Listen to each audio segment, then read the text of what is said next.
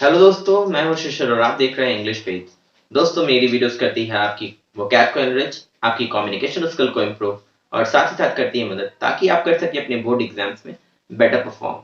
दोस्तों, आज की इस वीडियो में हम बात करने वाले हैं क्लास 9 की बुक मोमेंट्स के first chapter the lost child की।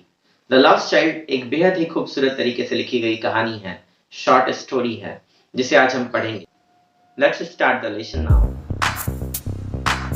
He ran towards his parents gaily and walked abreast of them. For a while, being, however, soon left behind, attracted by the little insects and worms along the footpath that were teeming out from their hiding places to enjoy the sunshine. He ran towards his parents gaily. वो अपने माता पिता की तरफ गेली happily खुशी खुशी दौड़ता हुआ जाता and walked abreast of them. दोस्तों यहाँ पे एक वर्ड है अब्रेस्ट ऑफ, देखिए यहाँ पर आपको दिख रहा होगा, walked abreast of them, abreast of आगे आगे, ही वॉक्ड अहेड ऑफ दैम, वो उनसे आगे आगे बढ़कर चलता था। तो अब्रेस्ट ऑफ का मतलब होता है दोस्तों किसी भी सूचना को लेकर यदि आप अप टू डेट होते हैं तो भी बोलते हैं कि you are abreast of, you are keeping yourself abreast of, परंतु यहाँ पर इसका अर्थ है आगे आगे चलना। He walked abreast of them for a while, पर कुछ ही देरों के लिए वो चल पाता था आगे आगे, कुछ समय के लिए वो आगे आगे चल पाता था। हाउएवर सून लेफ्ट बिहाइंड, और फिर बड़ी जल्दी वो लेफ्ट बिहाइंड, बिहाइंड मतलब पीछे, लेफ्ट छूट जाता था। Attracted by the little insects and worms, असल में वो आकर्षित हो जाता था, अट्रैक्ट हो जाता था, किधर की तरफ आकर्षित हो जाता था दोस्तों? इंसेक्ट्स एंड वॉर्म्स, वो तमाम कीट पतंगों की तरफ, कीड़े मकोड़ों की तरफ अट्रैक्ट हो जाता था। along द फुटपाथ, जो कि फुटपाथ पे निकल रहे थे, दैट वर टीमिंग आउट, जो कि झुंड के झुंड निकल रहे थे। टीम का अर्थ होता है दोस्तों फुल ऑफ, भरा होना।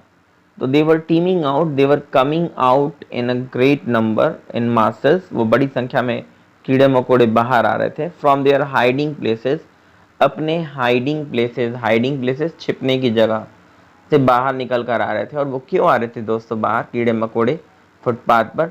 टू एंजॉय सनशाइन, ताकि वो भी सनशाइन अर्थात धूप का एंजॉय कर सकें, मज़े ले सकें।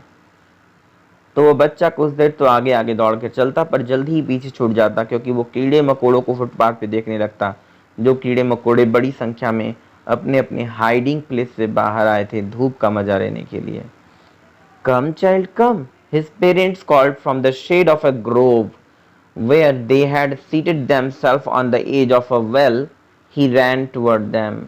और फिर उसके माता पिता from the shade of a grove, एक कुंज की छाँव में, they seated on the edge of a wall, edge का अर्थ होता है दोस्तों किनारा, एज ऑफ अ वॉल, कुएं की, वेल का अर्थ कुआं, आपको पता ही है, कुएं के एक किनारे पर, कुएं के चबूतरे पर, सीटेड themselves, खुद को बिठा करके, दे कॉल्ड, वो लोग बुलाते थे, कम चाइल्ड कम, यहाँ आओ बच्चे, and he rain towards them, और वो बच्चा उनकी तरफ भागा दौड़ा चला जाता था। यहाँ पे एक वर्ड है दोस्तों ग्रोव, GROVE, यहाँ देखिए दोस्तों ग्रोव GROVE, इसका अर्थ होता है दोस्तों कुंज। आपको अगर मैं दिखाना चाहूँ इसकी इमेज तो आपको मैं प्रेजेंट करता हूँ। देखिए दोस्तों ये है ग्रोव,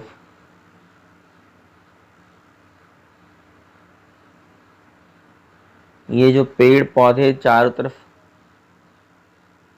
एक शेड क्रिएट करते हैं, पेड़ पौधों की वजह से एक शेड क्रिएट होती है, एक छांव क्रिएट होती है। तो ऐसे जब पेड़ पौधे लगते हैं तो उससे आप बोलते हो दिस इज क्रिएटिंग ग्रोव, ये ग्रोव क्रिएट कर रहा है, कुंज क्रिएट कर रहा है।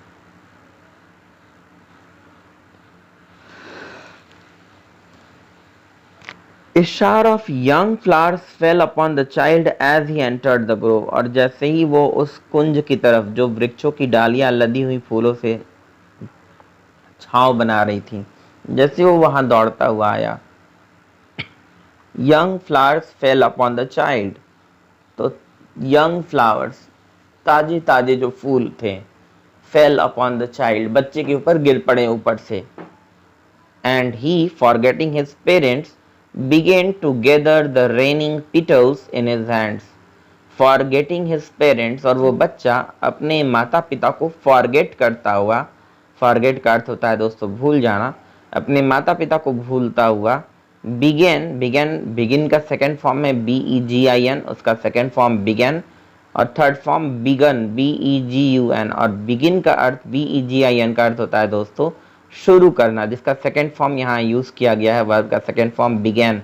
ही स्टार्टेड, तो बिगिन का अर्थ स्टार्ट करना, he started to gather, gather का अर्थ होता है दोस्तों कलेक्ट करना या एकत्रित करना, इकट्ठा करना, GATHER। He began to gather the raining petals, बरसते हुए पीटल्स, पीटल्स का अर्थ होता है दोस्तों पंखुड़ियां, फूलों की पंखुड़ियों को, इन हिज हैंड्स, अपने हाथों में गैदर करता हुआ वो बच्चा अपने माता पिता को भूल गया। गैदर करने का अर्थ होता है इकट्ठा करना। But low, he heard the cooing of doves and ran towards his parents, shouting, "The dove, the dove!" The raining petals dropped from his forgotten hands. But lo, लेकिन लो, ये अचानक से क्या हुआ? He heard the cooing of doves, उसने Dove पक्षियों के आवाज को सुना, and ran towards his parents, और भागता हुआ अपने माता पिता के पास, शाउटिंग, चिल्लाता हुआ पहुंच गया, द डव, डव, मुझे वो डव पक्षी चाहिए। डव दोस्तों एक तरह की पक्षी होती है जो पीजन फैमिली से होती है, कबूतर के परिवार से होती है। आमतौर पे हम इसे फाख्ता कहते हैं, जिसे आपने उर्दू में सुना होगा होश फाख्ता हो जाना। फाख्ता एक पक्षी है जो कि पीजन फैमिली, कबूतर के परिवार से संबंधित है, आप जरूर देखते होंगे। और जैसे उसने इस फाख्तों को देखा, उनकी आवाज को सुना, वो भागता हुआ अपने माता पिता के पास उस भागता पक्षी को पाने के लिए मांग करने लगा। द रेनिंग पीटल्स, और जो उसने गैदर किया था, जो उसने हाथों में गैदर इकट्ठा किया था, क्या इकट्ठा किया था दोस्तों? पीटल्स, फूलों की पंखुड़ियां, पीटल्स का अर्थ फूलों की पंखुड़ियां। Dropped from his forgotten hands, जब उसने फाख्ता पक्षी को देखा तो उसने होशो आवाज खो दिया, वो उस आकर्षण में मंत्रमुग्ध हो गया, और अब तक जो चीजें उससे बड़ी आकर्षक लग रही थी दोस्तों, फूलों की पंखुड़ियां, वो उसको बिल्कुल भूलता चला गया। Come, child, come, they called to the child, who had now gone running in wild capers. They called to the child. They stands for the parents of the child. They word जो है यहाँ parents को बताता है, माता पिता को बताता है बच्चे के। उन माता पिता ने बच्चे के जो क्या किया, फिर से कॉल्ड, दे कॉल्ड, उन्होंने फिर से बुलाया था, कहा कम चाइल्ड कम, प्यारे बच्चे चले आओ, जल्दी आओ। Who had now gone running in wild capers. Who stands for the child, यहाँ पे जो who लिखा हुआ है वो child के लिए है, जो कि जा चुका था, had gone now, अब तक जा चुका था। कहाँ गया था भाई वो? इन वाइल्ड कैपर्स रनिंग, भागता दौड़ता, इन wild capers, capers stands for shrubs, bushes, झाड़ियाँ। वो दौड़ता भागता उन झाड़ियों की तरफ चला गया जहाँ वो फाख्ता पक्षी उड़ते हुए गए थे। और ये वाइल्ड कैपर्स कहाँ थे? ये जंगली श्रब्स, वाइल्ड बुश या श्रब्स कहाँ थी? राउंड द बैनियन ट्री, एक बैनियन ट्री था, एक बरगद का वृक्ष था, उसके चारों तरफ ये वाइल्ड कैपर्स थी। और यहीं भागते हुए वो बच्चा डव बर्ड्स के पीछे चला आया था। तो माता पिता ने बोला come child come, and gathering him up, और उसको गैदर करके, उसको कलेक्ट करके, उसको फिर से अपने साथ ला करके, they took the narrow winding footpath, उन लोगों ने कौन सा रास्ता ले लिया? उन्होंने फुटपाथ का रास्ता ले लिया। अच्छा, ये फुटपाथ कैसा था? दो एडजेक्टिव यूज किया है नैरेटर ने इसके लिए, नैरो एंड वाइंडिंग। नैरो का अर्थ होता है दोस्तों it is opposite of wide, हाँ वही वाइड जो क्रिकेट में आप सुनते हो। वाइड का मतलब होता है चौड़ा, तभी तो क्रिकेट में जो स्टंप्स लगे होते हैं उससे एक standard right and left side की जो राइट एंड लेफ्ट साइड में जो डिस्टेंस होती है उसके बाद बॉल अगर उससे भी आगे पीछे जाती है तो बोलते हैं लोग वाइड है, ये उससे भी बाहर जा रही है। हाँ वही वाइड, तो वाइड का अपोजिट होता है नैरो। तो they took the narrow winding footpath, उन लोगों ने फुटपाथ का रास्ता ले लिया। फुटपाथ इटसेल्फ मीन्स रास्ता जिस पे आप पैदल चल सके, और ये नैरो था, सकरा था। वाइंडिंग, वाइंडिंग का अर्थ होता है दोस्तों घुमाव फिराव, काफी घुमावदार था ये रास्ता। और ये रास्ता कहाँ को जाता था? Where did the footpath lead? The footpath led to the fair, और ये जो फुटपाथ था इट लेड, ये ले जाता था। लेड स्टैंड्स फॉर ले जाता था, ये जाता था। लेड टू द फेयर, ये जहां पे फेयर लगा था, फेयर का अर्थ होता है दोस्तों मेला। थ्रू द मस्टर्ड फील्ड्स, और ये फुटपाथ मेले तक ले जाता था, पर बीच में क्या आती थी? मस्टर्ड फील्ड से थ्रू, थ्रू मतलब होता हुआ, मस्टर्ड फील्ड से होता हुआ ये घुमावदार रास्ता मेले तक ले जाता था। And they took this narrow winding footpath, और इसलिए उन लोगों ने ये नैरो वाइंडिंग फुटपाथ को ले लिया। As they neared the village, और जैसे ही वो विलेज के करीब पहुंचे जहां पे फेयर था, जहां मेला लगा था, the child could see many other footpaths, तो बच्चा वहां से और भी बहुत सारे फुटपाथ को देख सकता था। फुल ऑफ थ्रॉन्ग्स, जो कि भरे पड़े थे। थ्रॉन्ग्स स्टैंड फॉर क्राउड, किससे भरे पड़े थे? भीड़ से भरे पड़े थे। Converging to the whirlpool of the fair, और ये अलग अलग फुटपाथ जहां पे भीड़ बहुत सारी थी, they all were converging, intermingling, आ करके मिल रहे थे। To the whirlpool of the fair, जहां फेयर लगा था वहां एक वर्लपूल जैसा बना रहे थे। अच्छा, वर्लपूल क्या होता है? जहां मेला लगा था वहां वॉर्टेक्स को बोलते हैं वर्लपूल वैसे तो, बट आपको वर्लपूल का एक इमेज दिखाता हूं ताकि आप समझ सको कि whirlpool has a centre and around which whole movement take place. ये देखिए, मैं आपको इमेज के थ्रू समझाना चाहता हूं दोस्त।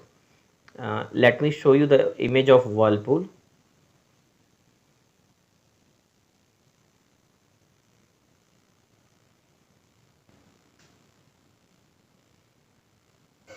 सी, दिस इज वर्लपूल, जिसको आप भंवर भी बोलते हो। A vortex a strong current of water. Throng का अर्थ होता है दोस्तों भीड़, कन्वर्जिंग का अर्थ होता है मिंगल करना, मिलना। तो वहां पर बहुत सारी भीड़ आ रही थी, अलग अलग फुटपाथ से थ्रॉन्ग्स, भीड़ जो थी वो आ रही थी। और कहाँ को आ रही थी? दे वर क्रिएटिंग ए वर्लपूल, वो लोग एक वर्लपूल क्रिएट कर रहे थे जहां पे फेयर था मेन स्पॉट वहां पर। जैसा कि यहाँ पे आप सेंटर में देख सकते हो, व्हाइट स्पॉट है, ये सेंटर है इस वॉर्टेक्स का, और इसके चारों तरफ बहुत सारा मूवमेंट है वाटर का। सिमिलरली जहां मेला लगा था उसके चारों तरफ लोग सर्कुलर फॉर्म में अलग अलग जगहों से आकर के भीड़ इकट्ठी हो रही थी। और चाइल्ड कुड सी दिस, और बच्चा इस चीज को देख सकता था। And felt at once repelled, और तुरंत ही उसने रिपेल्ड फील किया। रिपेल अपील का, अट्रैक्ट का अपोजिट मान के चलिए दोस्तों। उस बच्चे को अचानक से उस फेयर की तरफ अट्रैक्शन होता है बच्चों का, बट अचानक से इतनी भीड़ देख करके उसको खिंचाव सा महसूस हुआ। वो अट्रैक्टेड नहीं फील कर रहा था, थोड़ा सा वो सोच रहा था इतनी ज्यादा भीड़। And fascinated by the confusion of the world he was entering, और इस चीज को लेके वो थोड़ा फैसिनेटेड भी था, अट्रैक्टेड भी था कि वो कैसे वर्ल्ड में एंटर करने वाला है, यहाँ पर क्या होगा, इतनी सारी भीड़ क्या करेगी, क्या क्या चीजें हैं। ऐसे कंफ्यूजन से वो फैसिनेटेड भी था, अट्रैक्टेड भी था। तो it was a mix feeling, इसको आप बोल सकते हो it was a mixed feeling.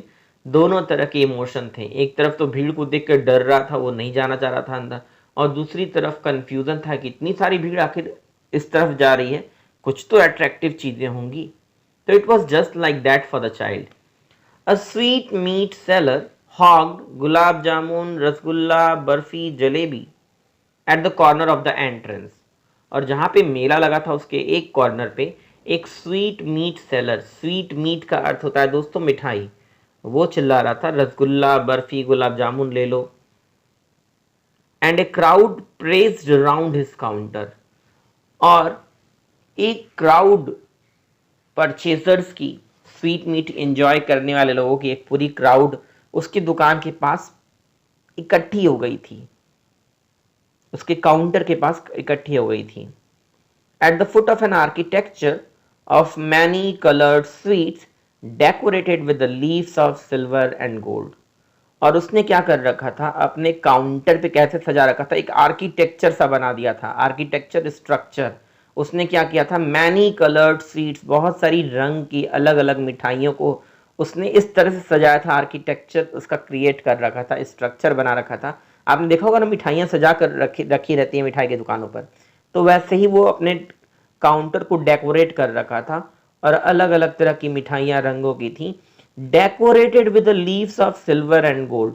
और ये मिठाइयाँ डेकोरेटेड थी, सजाई गई थी, किसके जरिए सजाई गई थी, leaves of silver and gold. अच्छा, लीव्स का एक अर्थ तो दोस्तों पत्तियां आप जानते ही हैं, पत्ती, पर एक और चीज होती है, आप मिठाइयों पे सिल्वर और गोल्ड का वर्क भी देखते होंगे, वर्क बोलते हैं लोग इसको हमारे यहाँ। ये आपको मैं दिखाना चाहूंगा, मैं सिल्वर वर्क क्या बोल रहा हूँ। ये देखिए, जैसे ये स्वीट है, बर्फी है, इसके ऊपर जो सिल्वर कलर का है ना, इसी को वो बोल रहा है leaves of silver and gold. Narrator इसी को बता रहे हैं कि मिठाइयाँ जो थी, it was decorated with leaves of silver and gold. इस पे लीफ लगी थी, परत लगी थी, लेयर लगी थी सिल्वर और गोल्ड की, सिल्वर कलर और गोल्ड कलर की लीफ लगी हुई थी।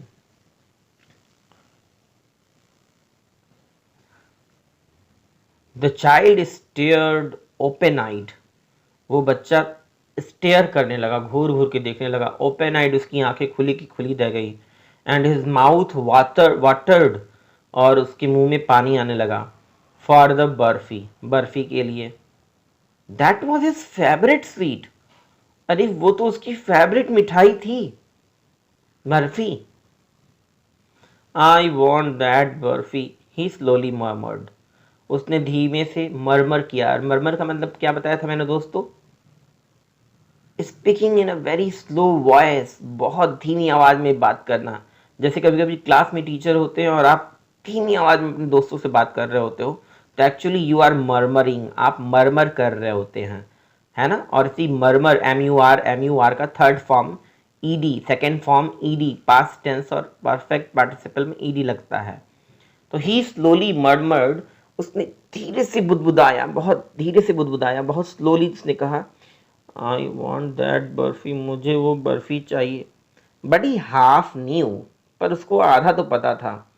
एज ही बेग्ड, जब उसने याचना की थी, रिक्वेस्ट की थी, that his plea would not be heeded, कि उसकी जो ये प्ली है, प्ली का अर्थ होता है दोस्तों रिक्वेस्ट। देखिए स्पेलिंग कितनी सिंपल सी है, जो आप प्लीज बोलते हो ना, PLEASE, उसमें से SE को हटा दीजिए, स्पेलिंग हो जाएगी प्ली, और प्ली का अर्थ भी होता है request.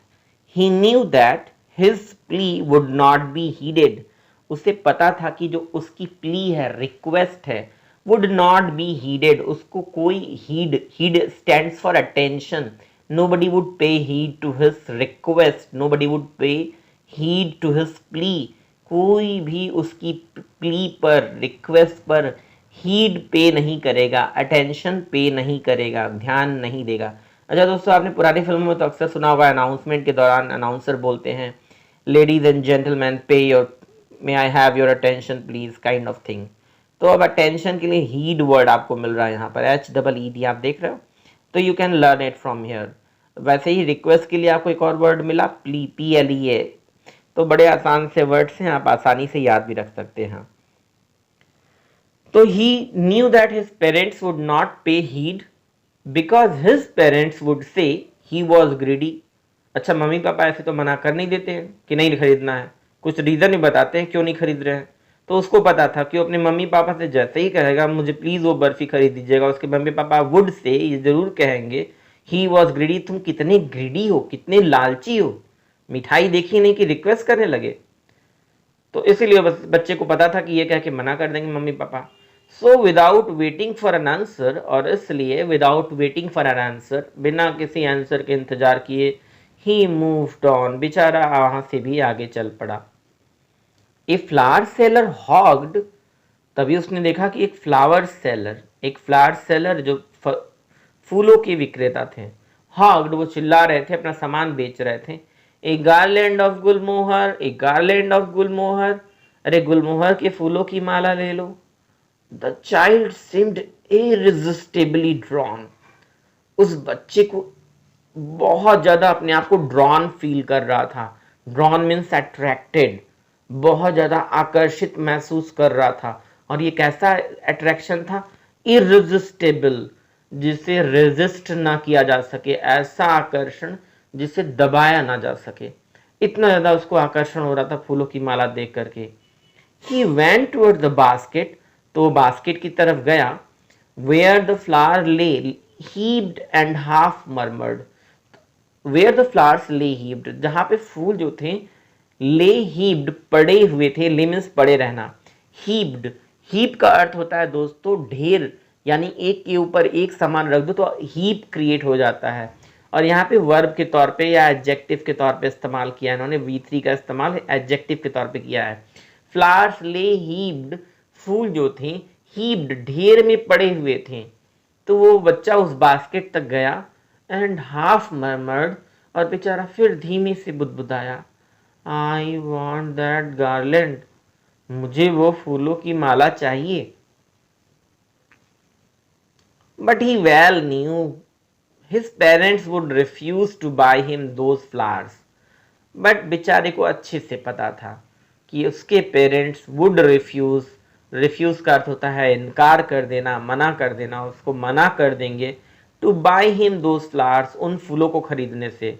Because they would say, क्योंकि वो लोग कहेंगे दैट दे वर चीप, कि ये फूल इतने सस्ते हैं, तुम इतने फूल सस्ते फूल लोगे। So without waiting for an answer he moved on, इसीलिए बेचारे ने बिना कोई रिक्वेस्ट किए चुपचाप आगे बढ़ गया।